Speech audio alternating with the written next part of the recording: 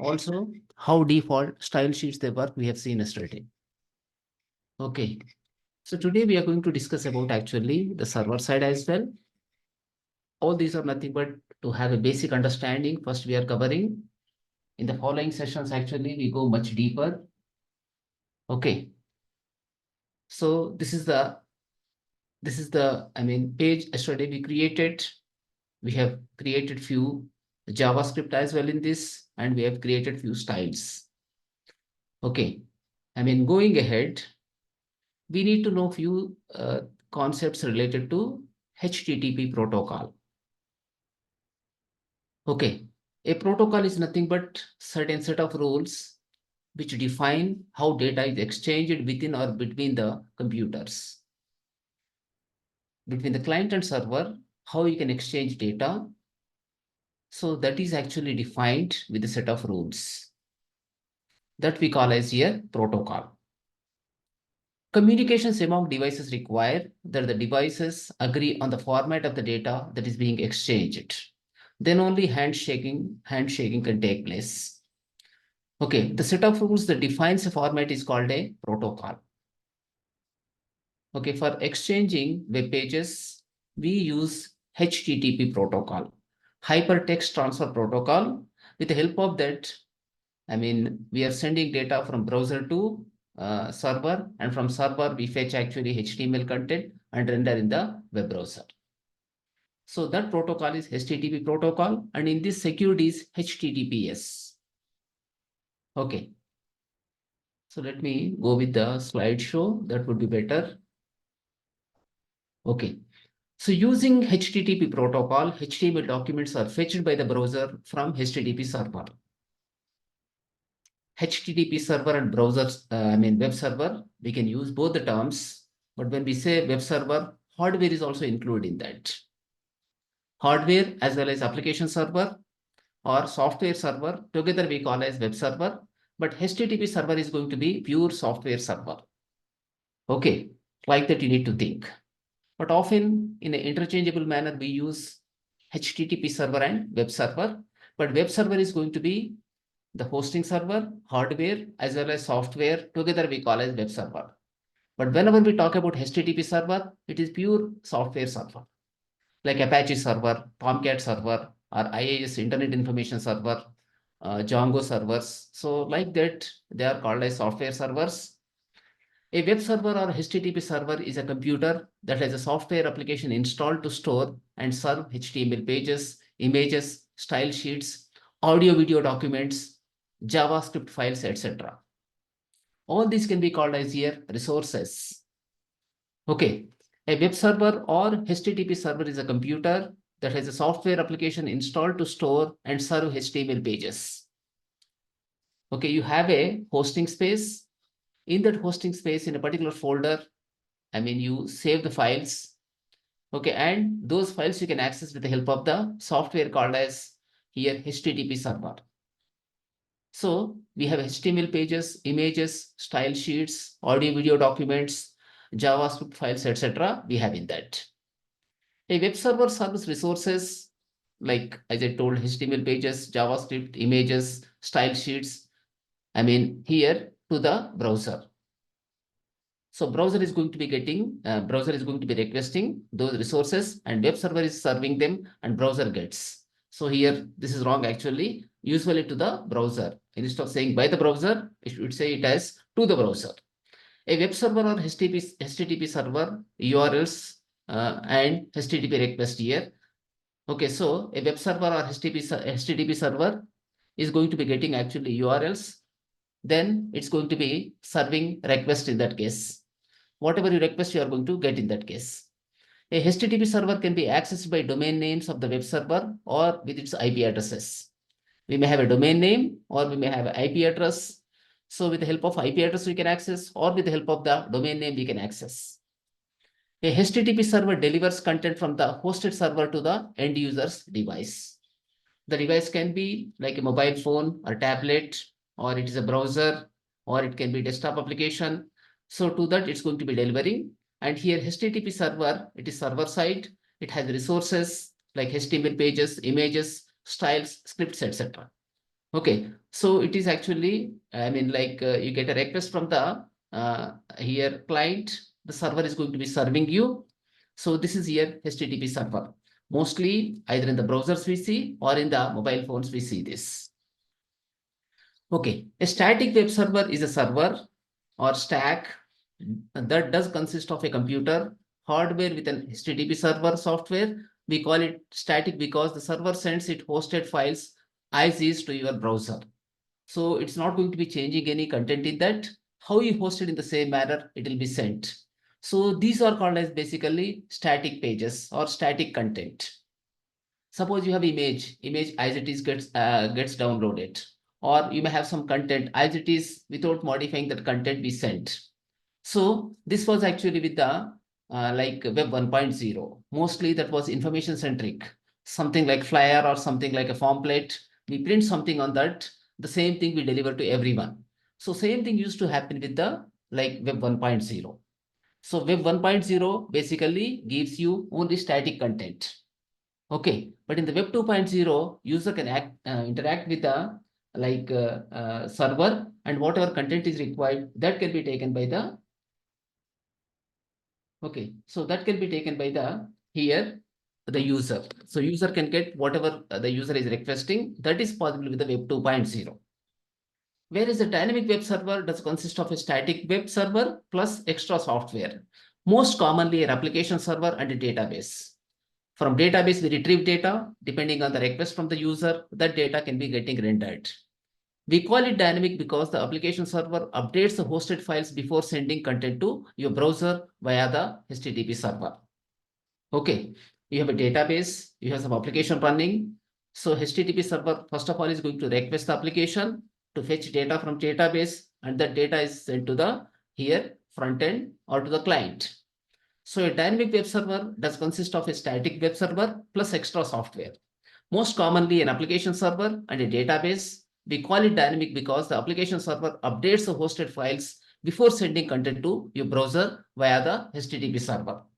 Okay, so you can have static as well as dynamic server. So dynamic servers can give you, I mean, dynamic content, whereas static servers can, static websites can give you only static content.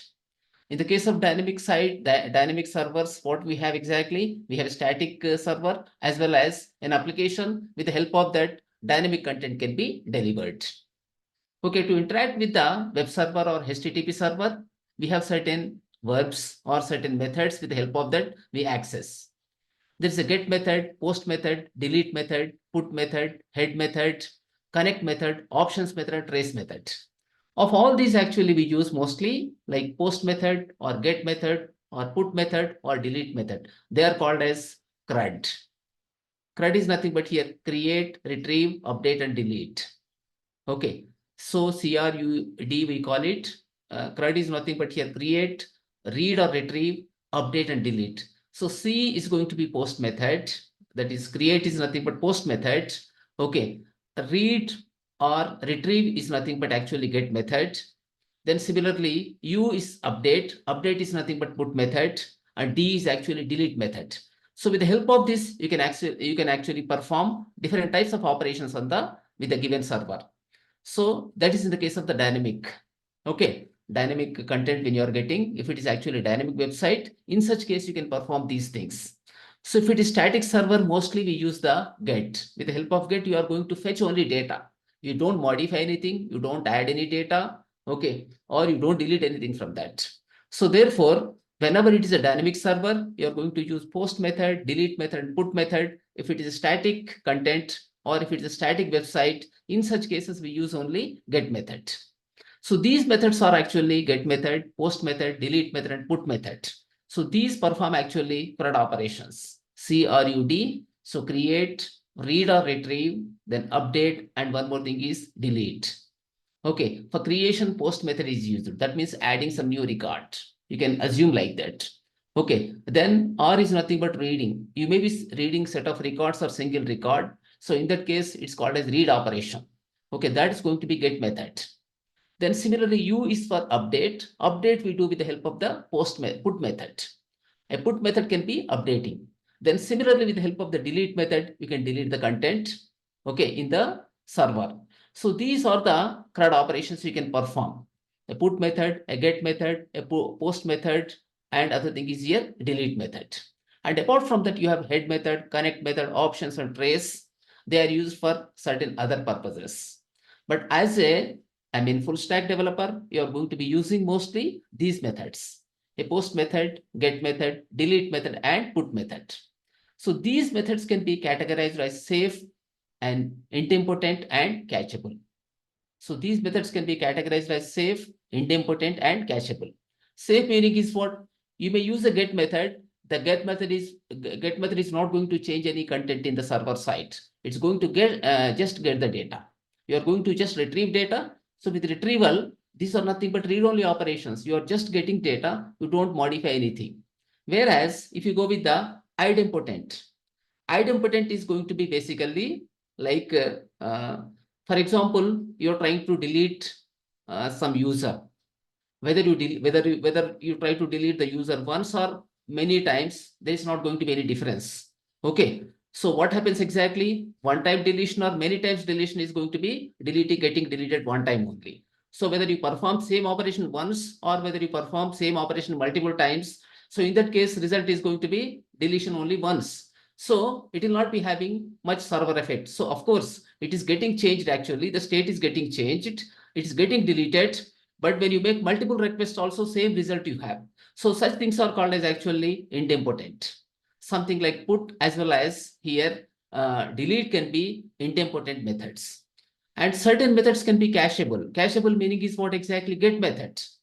Certain resources you are actually accessing using some query. So in that case, what? Whether you call it once or whether you call it multiple times, you get same thing. Such things can be cached. So it is called as cacheable. So such caching actually can improve the performance. Instead of every time going to database and calling, you can cache it, same result again and again can be delivered. So safe methods do not alter the state of the server. They perform read-only operations. Get, head, and options are safe and idempotent. Similarly, idempotent methods effect on the server is same as making a single request.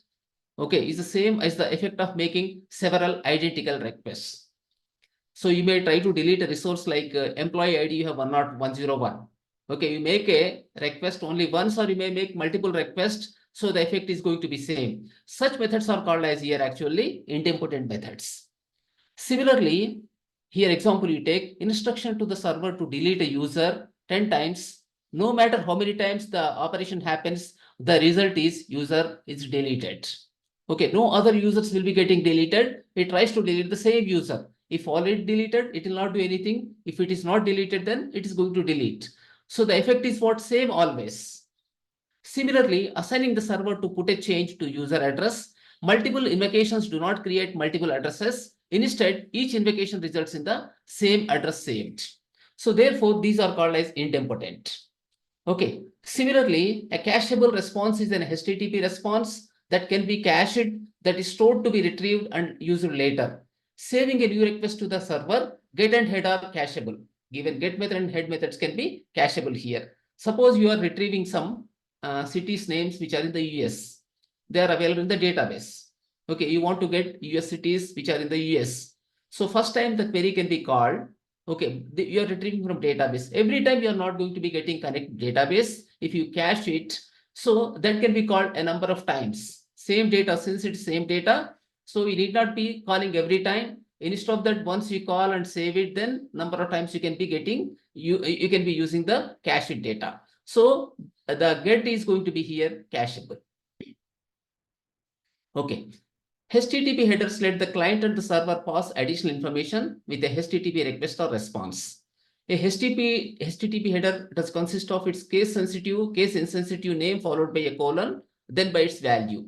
So white space before the value is ignored. White space is nothing but a tab space or enter key or multiple spaces. You can think it as a white space. So white space are actually ignored in that case. Headers can be grouped according to their context. Now I show you what exactly headers are. There can be request header, then response header, and one more thing is going to be representation header. So I programmatically show you that how you can see the request headers. So this was the application yesterday we created. This is actually a simple HTML page. Okay, it is actually a simple HTML page. In this, we have a head section, we have a body section, and in the head section, we defined one CSS, and here we have inline CSS, and similarly, we have some external CSS as well. We are calling in this case external CSS, and this is what here inline CSS, and this is here, it is internal CSS, and this is here inline CSS. Okay, like this we define. And today I show you how it works with the, like how it's going to work with the Python backend. So how you can create a server, how it is going to be serving content, we'll see now that particular thing. Okay, in order to create here a server-side application, I'm going to use here like Python Flask. I'm using an application called Python Flask. With the help of that, I'm going to create here a server application. Okay, just these are for making you to know few things actually. I mean, once again, we are going to revisit these things just to, understand how things work. I'm showing it. Okay, later on, once again, I'm going to cover all these things. Now just come to G Drive here. And in this, I created a folder called like this is Bootstrap examples.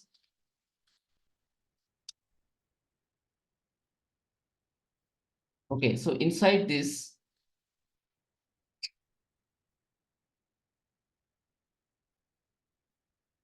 okay, I created one Flask examples folder.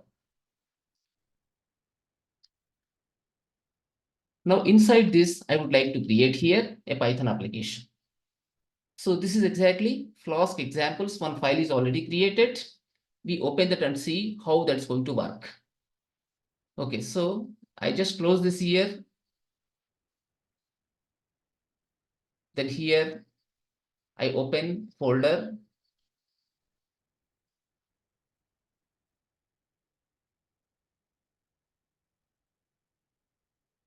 Bootstrap examples. And in this, I have a folder called Flask examples. Okay, so here I'm going to open this. Whenever I open here a Flask application, here in this case, we have certain folders, like there is an include folder, a lib folder, a scripts folder, a static folder, and templates folder. Normally, whenever you create a web application, in that you should have actually two different folders. One is static, other one is templates. Templates hold HTML pages, whereas static folders, they contain CSS, images, and JavaScript. Okay, the folder structure is going to be something like this. I created here an application called Flask examples. Okay, so in that there is a folder called here static. In the static folder, I have assets. In the assets, I have CSS files, images, and JavaScript. All these are going to be static content. What is the meaning of CSS? CSS is nothing but style sheet files. IMGs are nothing but images. JS is nothing but here JavaScript files.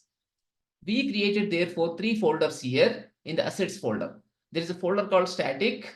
So in the static folder, you have assets folder, a CSS folder, image folder, JS folder. Similarly, there is a folder called templates. In the templates folder, we have a index.html file. A file is available called index.html.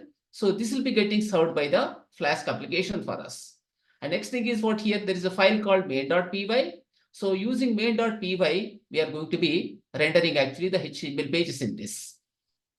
Okay, so this is related to Python. I mean, including the libraries here. We are including certain Python libraries like request, response, responses, response. Then similarly, a random library, a string library, SMTP library. This is for the email sending. Then JSON library, IO library, like this we have here. The next thing is what here, I'm creating a Flask application. Okay, to create Flask application, I have to use a Flask function like this. Flask followed by name, underscore, underscore, name, underscore, underscore. This is a convention we follow. Template folder equal to templates, static folder equal to static. Okay, HTML files you can find in the templates folder and CSS you can find in the static folder.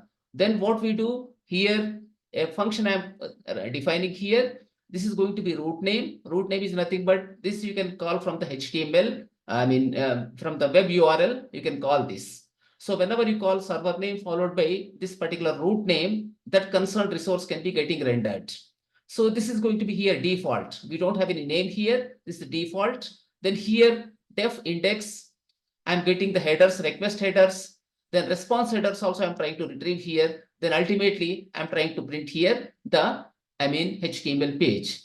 How this works, see here. Okay, now here I have to start Python followed by here main.py. So in this, the main method is defined. When I do this, the server started working here on port number 5000. Default port for the Flask is 5000 port. So in the 5000 port number, it is now rendering. I can go to this and I can here type localhost followed by 5000. The page comes up. Okay. Here, just a minute. 127.0.0.1 colon followed by here it is 5000. Okay, so the problem here it is, there is a problem with this particular thing. I can comment it here. Okay, then I can comment again. Then when I go with running this one, this gets rendered. Okay, it's running here like this. Now, once again, let me refresh. Now page has come up for me here. And you can see here what is happening whenever you call with that. Whenever you are calling that particular thing, it is printing here certain headers. Host, then connection, cache, section CHUA, section CHUA. All these are nothing but actually headers. So this is called as implicit data. Whenever you make any request to the server, all this information along with your request, it is sent to server. To the server, all this data is actually sent. And this is actually running where in the local host. So that's why IP address is going to be here 127.0.0.1. This is called as local loop and this is called as local host. Server is in the same system as well as client is also going to be same system. Client is nothing but here browser. Browser is in the same system as well as your application also is running in the same computer. So in such case, we can call this as a local host. So using get method, we are getting it. So here I created a Python application, Python Flask application. And what I'm doing, I'm showing the content from the server. Now let us create here actually another Python application. How I create this, see. I can go to command prompt here. Okay, I can go to command prompt. Then here it is. I go to here CD, then bootstrap samples or examples. Then inside this, I want to create here a new Flask application. To create a Flask application, you have to use a Python management command. With the help of the Python management command, you can do it. I request you to go through the Python videos. So, basics of Python is actually covered in that. So you can understand that. Okay. So here, now what I do, I'm going to create here a new Flask application. Before that, what I do, I create here a new environment for the Python, virtual environment I'm going to create for Python. Python -m followed by venv. Venv is nothing but virtual environment. Then followed by here, I want to create a new folder. Python, then this is, I want to name this as here, Flask app1. Now this is going to create a new, virtual environment for me here.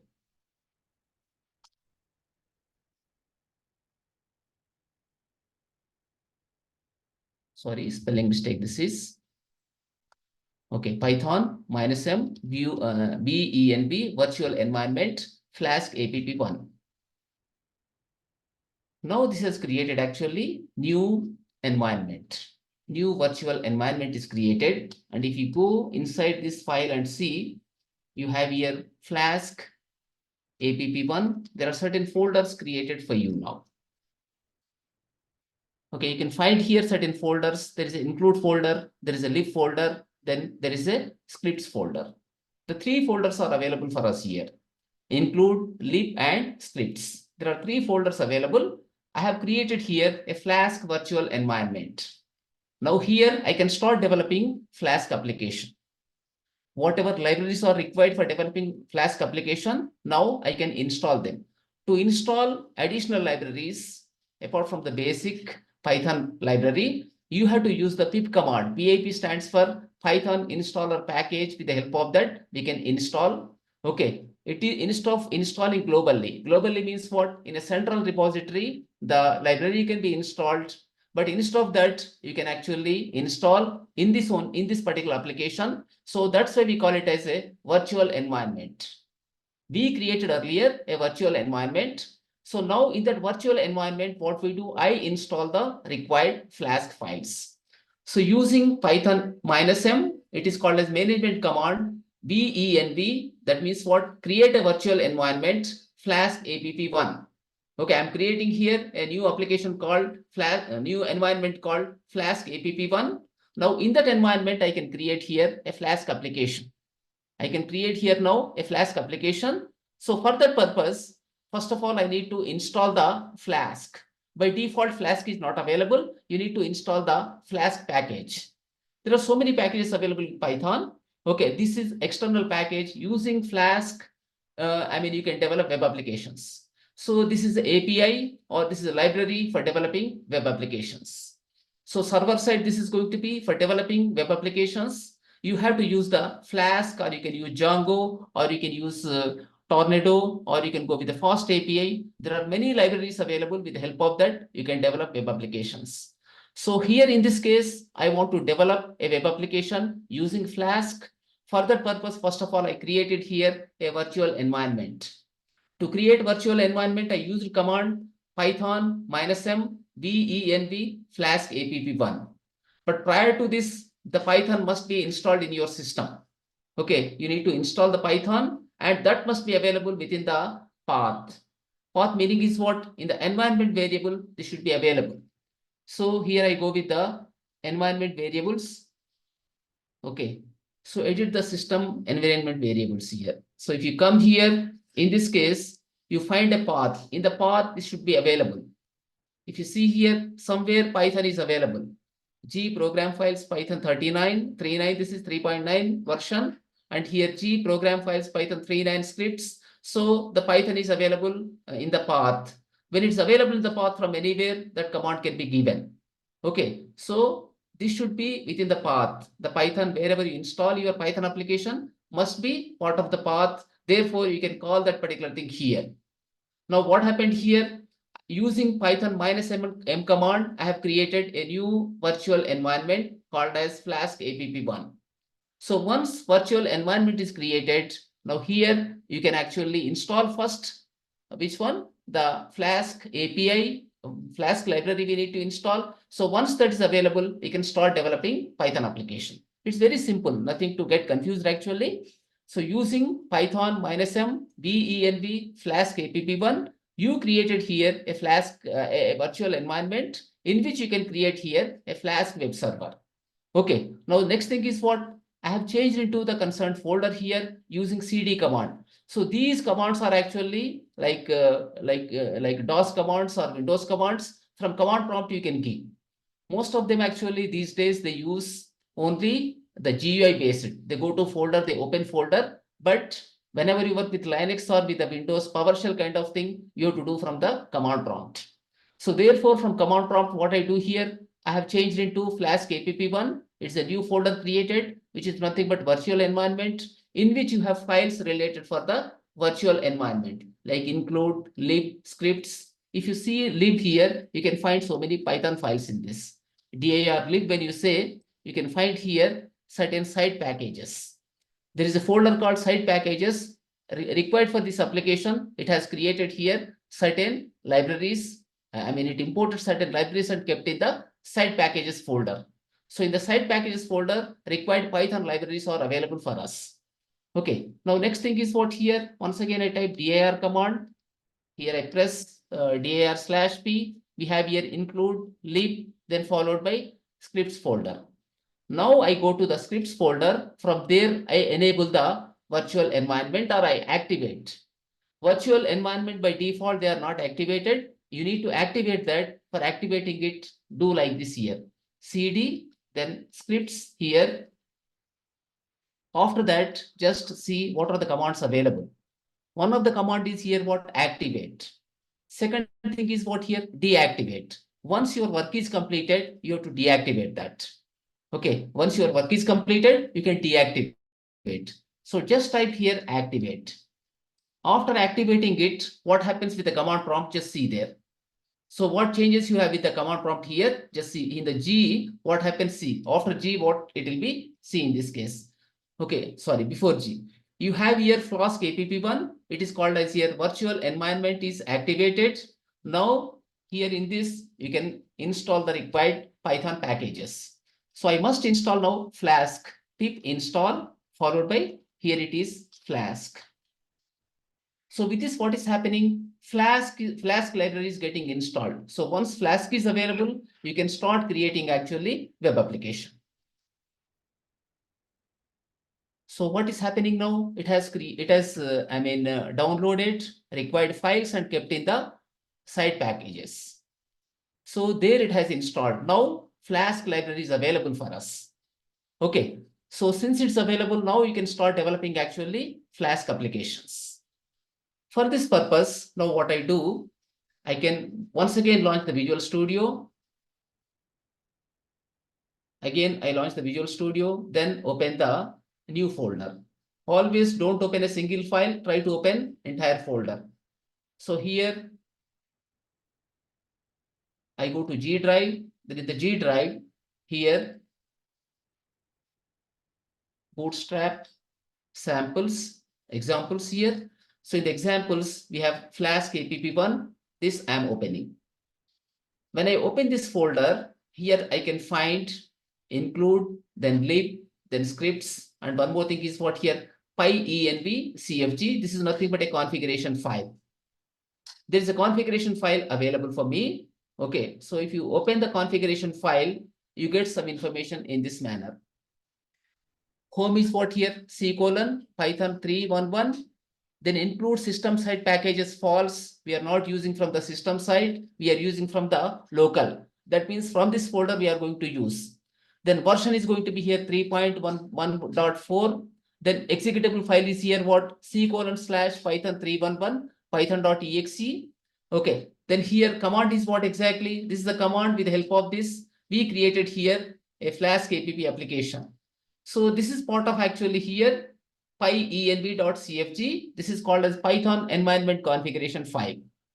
Okay, it is giving you the path of the Python. Then similarly, whether you want to use the system side packages. System side package means somewhere globally they get actually installed when you install Python. We don't want to use that. We want to use from the virtual environment. Then version is what here 3.11.4 here. Okay, then executable file is what exactly? C:/Python 3.11 python.exe. So using that command, we are going to be executing it. So like this, you have the configuration file. Here, the configuration file it is. So we created here environment. Now we need to create the required application. Okay, now come to this, then create a file called. Okay, so now we create a file called in this case main.py. This can be any file name. Okay, I go here with the main.py. I'm creating here a Python file called main. Why I'm saying that py file? All Python files have extension called .py. Okay, all Python files must end with the .py extension. So this is a Python file. Main.py is the Python file. Okay, so now what I do here in this case, from here, I'm going to copy few things. Okay, as it is, I'm going to copy certain things from here and I paste there. So here, I'm going to be pasting it. So what is the meaning of this here? I'm importing few libraries here. There is a URL library. From that, I'm here importing the request function. Similarly, from the http.client, I'm importing responses. So don't bother much about all those things. I'll explain later, but just I'm showing you how to create a basic application. Similarly, here I'm even importing the response. I'm importing Flask from the Flask render template, session, make response, request, send file, JSON file. All these are nothing but functions which are part of actually Flask, library here. From this library, I'm importing all these actually like functions or classes, whatever it is, we are importing. Okay, so then after that, here it is going to be resource I'm importing. I'm importing the random here. With the help of that, you can generate random numbers. You are importing similarly string package or string module. So string related operations we can do with that. Similarly, here SMTP lib. SMTP stands for Simple Mail Transfer Protocol. With the help of that, through your application, you can send emails. Similarly, we have here JSON. With the help of this, you can handle the JSON data. JSON is nothing but JavaScript object notation. With the help of that, you can handle the JSON data. Similarly, we have here IO. With the help of IO, you can perform IO operations such as saving files, opening files, or retrieving data from the files, or copying content from one file to another file, or creating directories. All such you can do with the help of the IO package. So there is a package called IO. All we are importing in this case. Then followed by here, I created a Flask application. app equal to Flask followed by, this is a convention we need to follow, underscore underscore name underscore underscore. This is the first parameter. Then template folder equal to template and static folder equal to, here it is static. Like this, what we do, we have to create two folders. One is template folder, other one is static folder. Now come to this here, create here a template folder or templates folder. Templates we have written here. Similarly, I go here with the one more folder called static. I created here a static folder. There are two folders available. One is what? Templates folder, other one is static folder. Is this okay? Just delete this here. Here, I want to create a new folder called static. A static folder is created. One more thing is here, templates folder. In the templates, you can find here all the HTML pages. In the static folder, we find here the required static resources like CSS, JavaScript, or images. All of them you can have in the static folder. Okay, so under static folder again, instead of creating any assets, I can create here images. I can keep images in that. Okay, I can come to this and I can create here an images folder. In that, we can have the images. So similarly, I go this and again I try to create here scripts. I can find in this JavaScripts. Spelling is wrong here with the images. We can rename. We can call this as here images. Okay. Similarly, in the static folder, another one, we can create here a new folder called CSS. Okay. So in the CSS, you have the styles. In the images folder, you can keep images. In the scripts folder, you can put the JavaScript. We have three folders. So CSS folder, images folder, scripts folder. In the CSS folder, you can put CSS. In the images folder, we can put all images. In the scripts folder, we can put scripts. Now let us move some images into this. Okay. So for that purpose,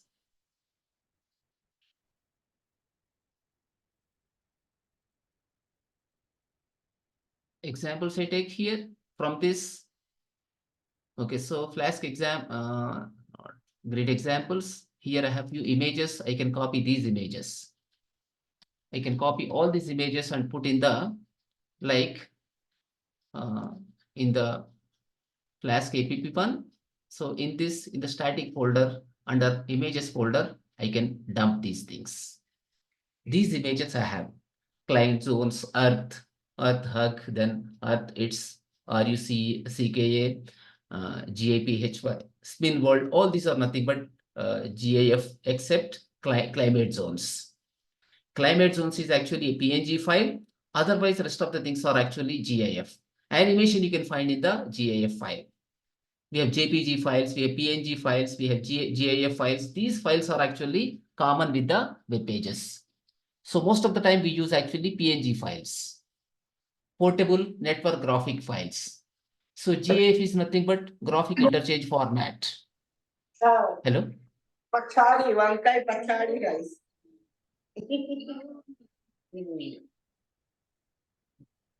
Hello? So JPG is actually joint photographic experts. So JPG file we have. So those three different types of files normally we use. So in the images folder, I have kept these images. After that, remember, I had cereal. No, not you. What Benjamin you have? Why do you have cereal? Why do you have breakfast? It's a big rice. Puffed big rice. Yes, puffed big rice. Huge rice. Somebody's talking, I'm sorry. Somebody's talking, so they have to mute, please. So yummy, right? Yeah. Mute it, please.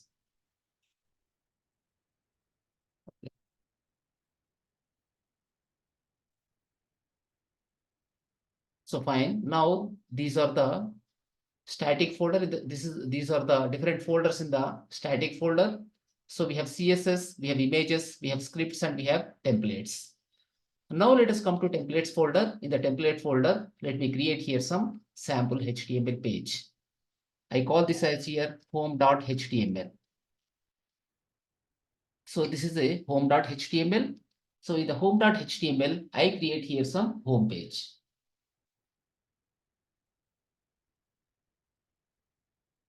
Okay. So first of all, here it is.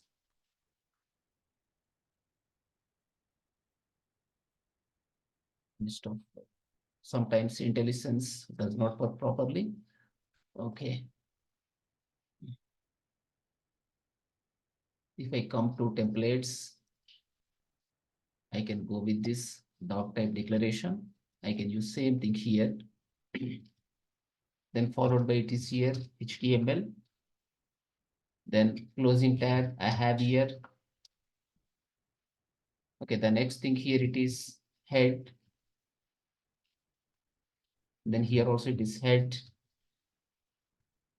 Then here it is going to be like body. Okay, then this is going to be here again, body I put.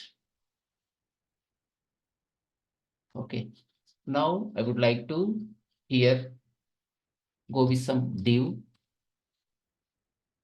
division it is. I would like to go with some division. So in this division, I want to add an image. Okay, I want to add some image here. So I can go with the img, then src here, source equal to, here it is dot slash I can give here.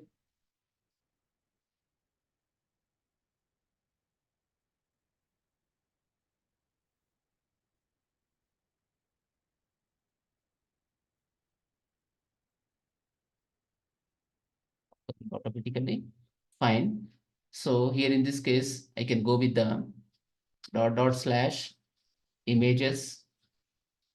Here followed by, in this case, I can go with the, like, it is EARTH dot GIF. Like this, I can have the GIF file. It is EARTH dot GIF file. So this is going to be an image I'm adding in this.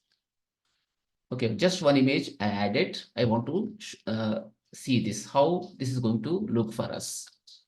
Okay, from the templates folder, I came back. From there, it is actually images followed by slash @.gif. So this has to render the image for us. Now, here in this, the Python main.py file, I should be giving that particular thing. So this is what index, but what page I created, home page I created here. The root name can be index here. This is the default root I have here. Function name is index. And here I can return, in this case, home.html. I can go with the home.html. Then I saved this particular thing here, followed by earlier application. I just stop from running. Okay, from here, now I can come to this point in this case. Then here, just type the dir command and see what files are available.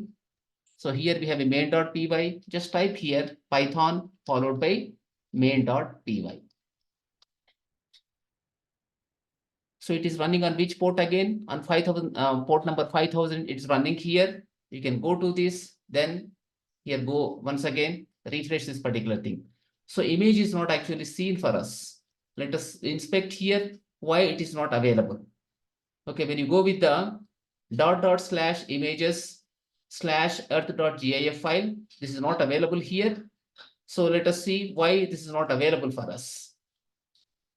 Okay, so go to the earth.gif file and we have here images. Okay, and whenever we come to home.html, in this case, so just put here, it is what exactly? You can go this way, then just put here images.earth.gif, and here it is auto reloading feature is available for us. Okay, automatically it's going to be working. Okay, still this is not available. Okay, so reason is it is not straight away images, it is actually within the static folder. Just type here dot dot followed by static, then followed by here images, followed by earth.gif. Now just try to run. So in this case, the GIF file is available. This is actually animated file. Okay, I'm accessing this resource here from the, from this img src equal to dot dot slash static slash images slash earth.gif. So this GIF file is available here. I'm rendering this through the, from Flask, we are actually rendering this concerned page here. So the page is getting rendered from the Flask application now here. So if you go to the main.py, we have this one. This is nothing but home page. Okay, home.html, but we named it as here index. So this is the default route. We call this as a default route. With the help of that, I'm rendering here home.html. In the same manner, I want to create here one more image I would like to render. Just copy this here. Okay, then here I want to go with the some other name I would like to take here, like GIPHY or spin I want to use here. Just go with the spin in this case. Root name can be spin here, and this also can be, the function name also can be spin. And here in this case, I want to create one more HTML page. I can create another HTML page under this. So here it is spin.html. It is actually spin.html. So that concerned page I can render now here. So in the spin.html, same we use here, same I can copy and paste. Then here in the spin.html, I put in this way. Then I want to change this particular thing here. So what is the resource name here? Spin world. It is here spin-world.gif file. Okay, what is the root name in this case? The root name is here. If you come to like main.py, the root name in this case is spin here, /spin.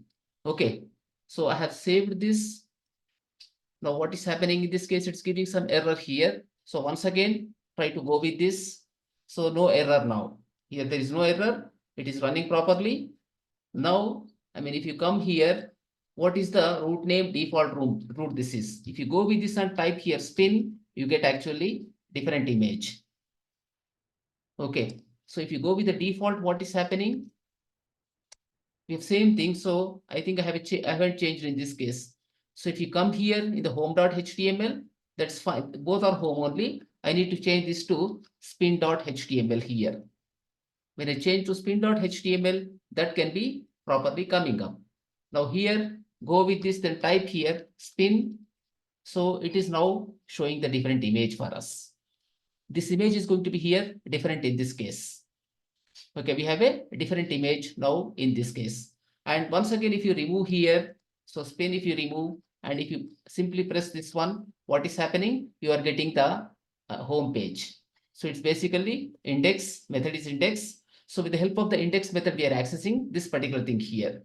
So if you come to this one here, there are two functions we have written. One is index function, other one is here spin function. So using this root name, this is called as endpoint here. We are loading that concerned home.html or spin.html. Okay, so these can be hosted into server. In the server also, we can keep these things. Now let me put all these things into server and see how this works. Okay, server is nothing but here pythonanywhere.com for me. With that, I would like to show this. So here it is pythonanywhere.com.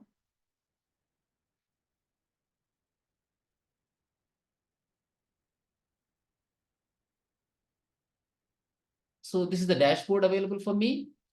I think I have some application. So that application, I come to this, then here, this, I can go with the files here. In the case of files, there is a folder called my site here. Okay, my site is available. This is going to be here, flask app.py file available. So now from here, what I do, whatever content I have in this, I just copy and paste in the, I can copy and paste in that particular server code. So it is going to be here. It's getting pasted here now. This is fine. So I can save this here. Then after that, I should create here different already static folder is available here. So assets I don't want to have. I just want to remove the assets in this case. Okay, I can remove total CSS folder, IMG folder. Similarly here, JS folder. Okay, then now I can create here a images folder in this. Assets also I want to remove. In this static now, I want to create here images folder. This is going to be new directory. Okay. So what happened here? A new folder called images is created. Now into this, I want to upload few files. Upload files here. Then I should come to the, this is Bootstrap examples. In the Bootstrap examples, I have Flask app1. Then here in this case, from the static folder, from the images folder, I just want to put these. All the things I want to put here. Okay. Now all these are actually uploaded, only one file uploaded. Okay, fine. Then it is going to be giphy. Next, upload the other file as well. This also I'm uploading. Okay, then here I can go with this one more file also I upload here. Okay, another one is Earth. I have uploading here. The next thing is climate zones also I upload here. Okay, but slightly, if you go with the main.py file, you have to change here. Sorry, this is files here. So in the files, if you come to the my site, in the flask.app.py file, we have to change slightly here. What path? Okay, not in this. We need to change with the HTML files. In the templates folder, now you need to upload. So this one, I want to delete, not required. This one here, I can add here new files. Okay, come to the Flask app from the templates folder. I can choose home. Similarly, I can choose here other one spin.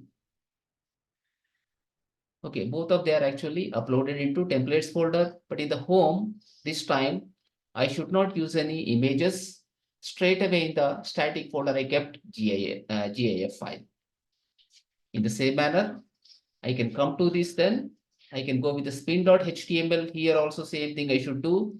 I should not use any images here in this case. I just have to make like this here. Okay, so static spin world.gif file. Now, okay, so I can save here in this case, then come to this. After this, now this can be accessed. My site can be accessed now. So they are available. I just go here, then I go with the name like pythonanywhere.com. I type like this here. The image is not coming up properly. Again, there's a problem with the image here. We need to correct that. Okay, so static f.gif is given. Let me once again, let me come to the site here. In the site, I need to correct this. In the my site, we have a templates folder. Then we have a static folder.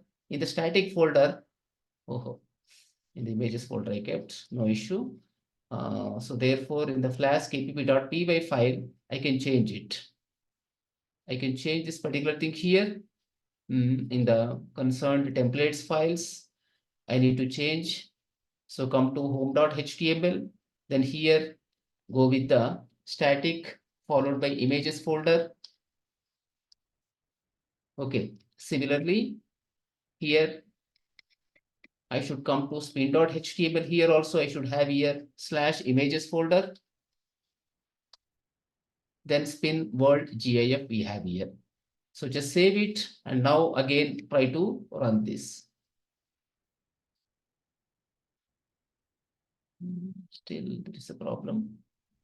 Okay, so if I come here, it is not changed. It is not changed actually. So this is save here. Again come to the home.html images. So this is saved.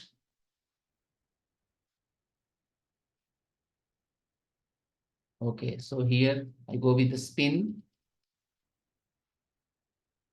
Spin is coming here in the same manner. I go here with the default one. It is not coming. So what is the reason? Once again, we see here. So just go to templates. In the templates, we go here with the home.html. It is actually static images earth.gif file. This is correct only, no issue with this. Then we are saving it.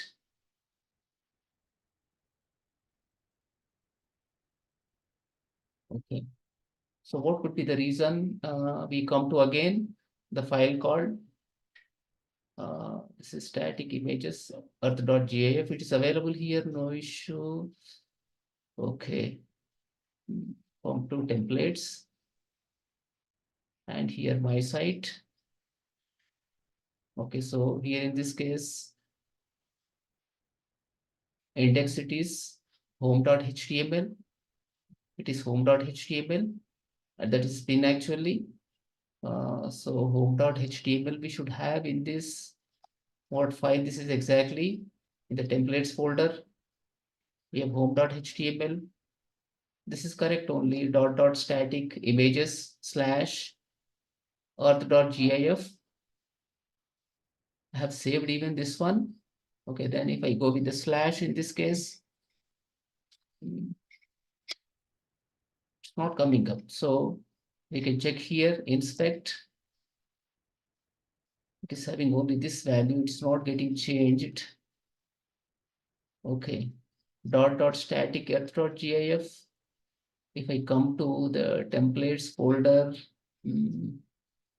my site, then templates in the home.html. It is correct only src /static images earth.gif. Now, similarly, if I go with the spin.html, okay, so this is images spinworld.gif. This is correct. Then if I go with the home.html, this is also same, correct only. Save this one, then refresh this.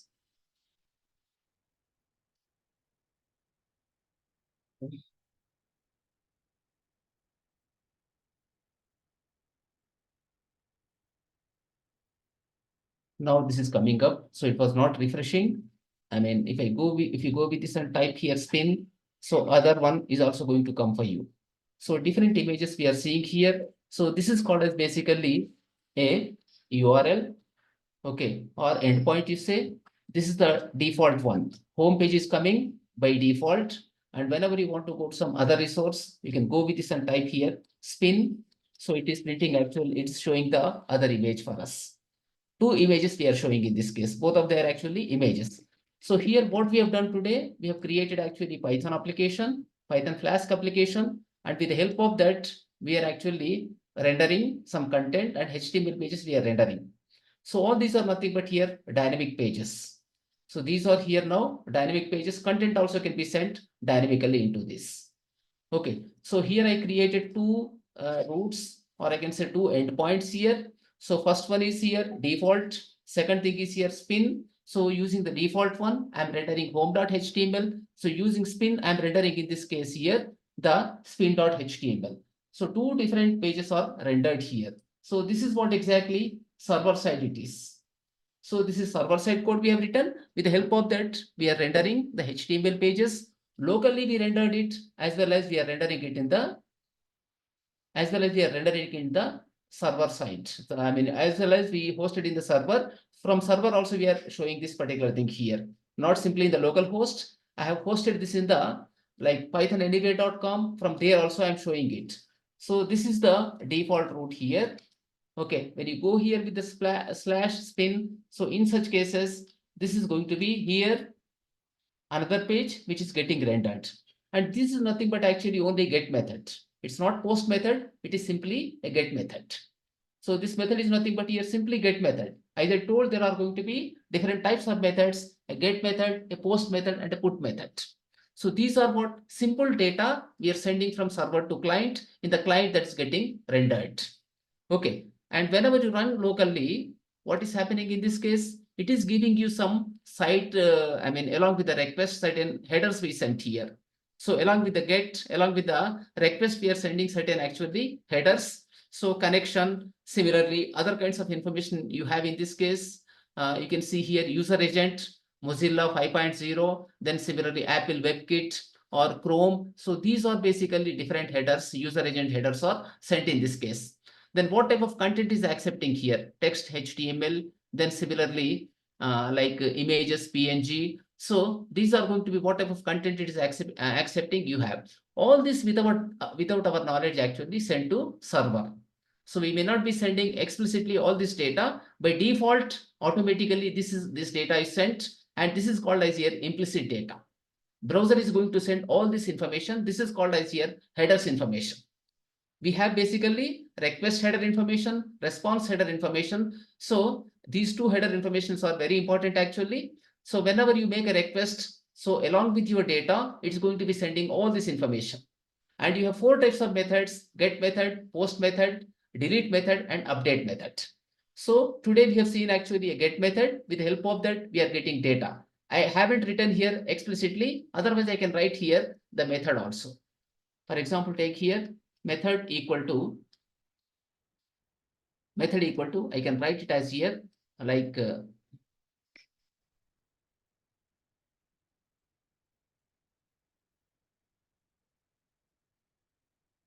can write here method equal to, it is post, something like this I can put here. Okay, in this manner I can be setting certain thing here. So it's possible to set in that manner. So just go with the Control Z here in this case. Okay, just we have here. Okay, so this is actually, I haven't specified anything here. Methods equal to or method equal to, you can set with the help of that either get method or post method, you can identify there. So this is exactly what method, it's a get method. So using that, we are just retrieving data. Okay, app.root/ here. The syntax is basically like this. You need to set right here methods equal to, in this case, this is the list. In the list, you need to set here post or get. You can go here with the post method or get method. Since you are not posting any data, there is no meaning in keeping that. So you can go with the get method here. Explicitly, we are writing it as a get method. And this we can access even from the, like, we can use some tools like Postman. From Postman also we can access this. So just go to Postman and see here. There is a tool called Postman for web API. Mostly we use it. But with this, how it works, see here. Okay, so here it is going to be localhost, but is it working with localhost? We need to see here. Once again, run this here, then go with the localhost. 5000 we put here, then try to send this. So what it says in this case, it is saying some error kind of thing actually. HTTPS, localhost, no S actually, then try to send in this manner. Okay, 405 method not allowed, it says. What method I gave here in this case? Only get method. Get method is only allowed, post will not be allowed in that case. Now suppose if I give here this one as a get method, okay, what will happen in such cases? It is rendering some content and status is what exactly 200. You can get different types of status codes. 200, 400, you have certain like 500 to 400, 300, 200. So like that you have actually response codes. So server response codes. 200 is what the requests are like that. It is okay. There is no problem with that. So it is actually 200. Response is going to be 200 in this case, and it's rendering here actually entire web page. Okay, content is coming in this manner. If it is browser, then this content can be getting rendered for us. Content can be rendered if it's a browser. Since it's not a browser, it is showing just the text in that case. Okay, so like this you can do, but if I go with the post method, this method is not allowed. If we try to send that, it says 405 method not allowed. What method exactly this is? This is a get method. It's nothing but get method, so therefore it does not allow. Suppose if I put here post, even in such case also it should work. Okay, I put here post, then try to access now with the post method this time. So I go here, then try to send. So in that case again this time 200. Okay, so you are restricting actually which methods you can use with this particular function here. So this function is what exactly? Index function, and root name is here what? Default root name. So this can accept actually get as well as post methods. It can accept get as well as post methods. It is in that manner. Okay. So this is actually about the Python Anywhere, how to host with Python Anywhere. I have shown. Similarly, how to create a Flask application in the local system and how to run it, I have shown. Any questions, please? So it may be, if you don't have any knowledge related to server-side coding or front end, it may be a little confusing for you, but this will be getting cleared over a period of time. Just demonstrated today how server-side is working. Okay, again, these are going to be revisited. We discuss regarding them properly. Just I've shown you yesterday, we have seen something in the front end. Today, how it works with the back end, how to host into a cloud called Python Anywhere. I have demonstrated that. Any questions, please?